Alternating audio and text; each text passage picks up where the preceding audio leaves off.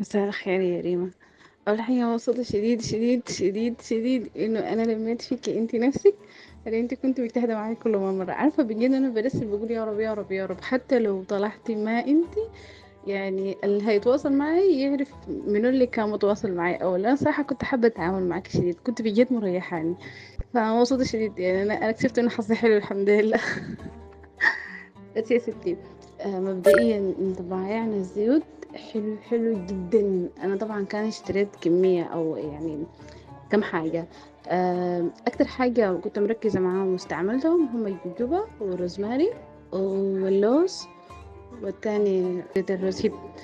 فالصراحة اللوز والجوجوبا والروزهيب كنت عاملاهم خلطة كده صغيرة وعاملاهم لوشي. يعني أول ما أصحى من النوم كده كنت عاملة روتين إنه ما بغسل وشي، فبعمل موية ورد ومعه. هو صراحة كان يعني عامل معايا شغل حلو شديد. يعني حتى لو ما كنت اهتميت فترة كده إن أنا بعمل كريم ترطيب أو تفتيح أو كده، كنت بحس إن أنا ما محتاجة.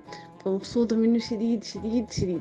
الروزماري والجوجوبا صراحة ماشي معي كويس، لكن بس المفروض بطيء. بالنسبة إن أنا ما كنت ملتزمة شديد، يعني مثلا يوم أعمل يومين ما أعمل كده.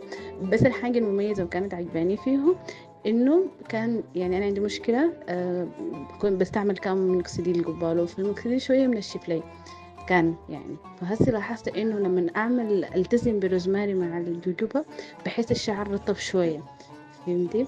فدي من الحاجات اللي حبيتها شديد فيه. إضافة لأنه بدأ يقفل، يمكن أنا ما كنت مركزة مع إنه قفل لي الفراغات البسيطة اللي كانت عندي.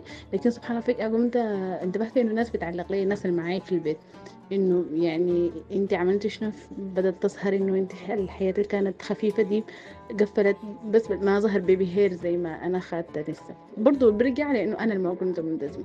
بس والله مبسوطة شديد من الزيوت شديد شديد. وكان تعبني فكرة انه انا صراحة ما كنت قاعدة في القاهرة الفترة اللي فاتت، وهسي جاية الزيارة اقل من 5 يوم. فمن اول الحاجات اللي انا كنت مقررة اعملها، انا جيت امبارح انه انا اطلب على سنة التليفون قبل ما ارجع. بس دي الفكرة. فمعيش طولت عليك، لكن حبيت اديك الانطباع. مبسوطة شديد والله انا لما فيك بجد بجد مبسوطة. فخلاص هسه انا هوريك الحياة اللي انا عايزاها، تمام؟